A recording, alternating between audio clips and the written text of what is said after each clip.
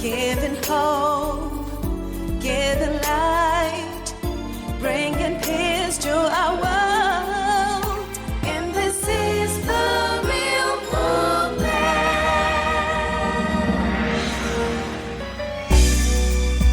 How can a couple with different beliefs, backgrounds, and principles live together happily?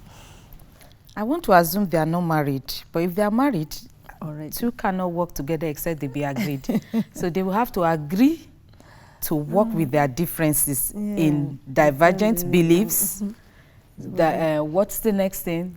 Divergent principles. Background. Although in marriage, you cannot have divergent principles. Principles are principles. Background beliefs. Background you can Yes, work different. with, but when it comes to beliefs and principles, these are very deep issues. So before a couple agree to go into marriage to live happily ever after, they need to tweak their principles and find a way, a meeting point where they have shared principles, shared beliefs. And background, it's a small thing. It's not usual, although we have people coming from two similar backgrounds coming together and married, but more often than not, we have people coming from different backgrounds and they work out because that's in the past. That's right. You can put some things in your background in the past and take the good out of it and carry forward. But when it comes to principles, they shape life. Yeah. You have to agree. You have to tweak it. You have to lay them down. You have to find a meeting point. Or I don't see how there will be happily ever after where principles are divergent. Yeah. I don't see it. Yeah, this one actually will help people who are single, because the solution first is to sort that out before you even get married. Can two work together except they be agreed? You must have the same beliefs and the same principles. And the way to resolve it, I believe, is what does, if you're both Christians, you look at it, what does the Bible say? What does the Holy Book say? Because it's supposed to be our guiding light. It's supposed to show us how to live. So if you're from another, if you have another religion or another way of life, better to marry someone with that same way of life, because you are going in the same direction. So as Christians, for example, then if the Bible, is what guides us and our principles are from there, then one party should be able to point to the other one, but that's not what the word says.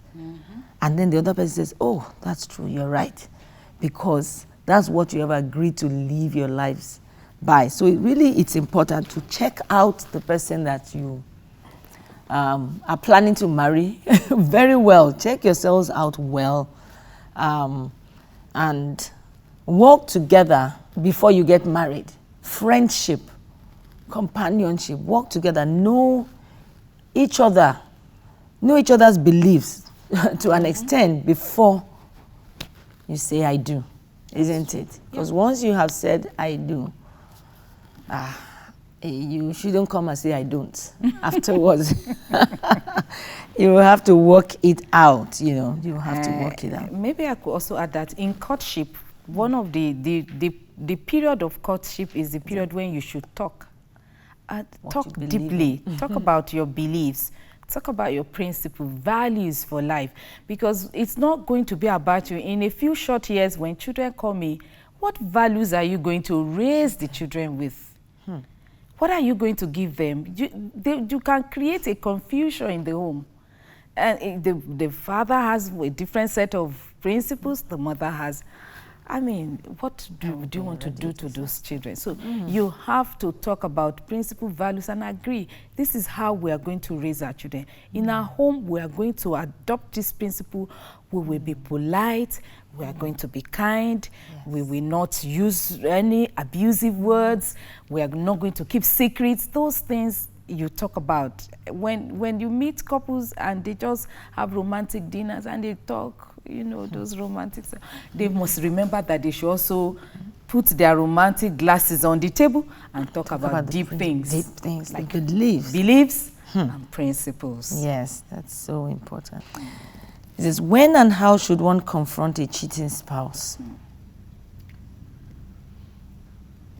When and how do you confront a cheating spouse? You're not supposed to cheat. But if that happens, maybe this person, of course, maybe he has had that, or is going through that situation, or there may be someone going through that situation. It's a very, I think it's a very painful thing for one to cheat on the other. Trust is betrayed, and the other person feels devastated. So how do you, if you discover, this person discovers that her spouse or his spouse has cheated, has been unfaithful, maybe with the opposite sex, what should you do? How do you, should you confront, and how do you confront the person? Like you said, it's a very painful situation. Yeah. And when we are most angry, hurt, by common sense, it's not the right time to confront a bad situation. Well, angry, no? Because there are bound to be angry words, bitter words, and before it's a really tough one. If there is a cheating spouse, which ought not to happen, I mean, there ought not to be infidelity, then whoever is going to confront the other should, first of all, take time to appraise the situation. Are there facts, verifiable facts? You're very sure. Because you do not want to confront someone on hearsay, rumor, gossip.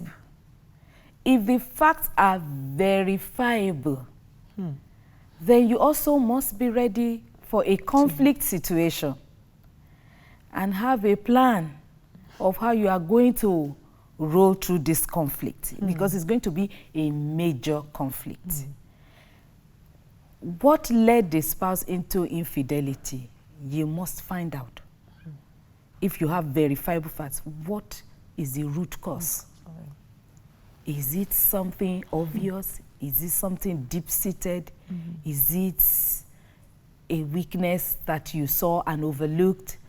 If so, when you prepare for the conflict situation, you also should be ready for how you will manage it, because it can go awry. And if it does go awry, you must also be ready to say, okay, we will take it this far, and then we will pull back and go over it again. We'll confront it again. And it could be the man who is cheating, it could be the woman, because these days, both parties cheat. When infidelity, when you hear stories of infidelity, used to be in times past, it's the bane of the men. But now women too have found themselves falling into this thing. And there are reasons. They may not make sense to you, the outsider, but when you listen to some people's stories, you tend to feel, well, maybe the other person made room for this to happen. So the person must be prepared for conflict and be ready, above all, to handle it with love, to give love and forgiveness. You cannot confront a cheating spouse unless you have facts, you are ready to manage the conflict, and you are willing to offer forgiveness. And then, because what's the purpose of confronting if not to make things right so that you can move on? Don't confront just for confrontation's sake. Don't confront just for excelling's sake. Because what's the use of saying so many words that are not going to bring good results? They are not going to yield good fruits. It will not be worth it. Also be willing, in case there is need for a family therapist, make advanced contact with a family therapist, so that at the end of the confrontation, you may be able, your goal is to win your spouse over and say, let's go for counseling, if there is need for counseling. Yes. Wow, we're talking about when and how should one confront a cheating spouse. This is so deep. In addition to what you've said a lot, and that is so mature and balanced. What I hear you say is, in a nutshell, think through it very well. When you discover Don't just rush to confront the person. Don't just rush to confront your spouse. Don't just quickly go on the attack because it might backfire. One, because it may not be true. Yeah. And you'll be so ashamed. If it's not true, you'll be so ashamed. Not only that, it will just break down trust and it will bring about problems that were not even there. So get your facts. Now, when you've even gotten your facts, when you're ready to confront, don't do it in anger. Because he said so many words will be said and regretted at the same time. Be willing to offer forgiveness. That is, play various scenarios. That if he or she says, admits it, and says, it's true, I'm sorry. But why? Because you must also get to the why. The root. So that you, as a spouse who didn't cheat, see how you could have, or you can help in future, or how you could have helped to prevent it. Or if you were even partially the cause, maybe neglecting the person.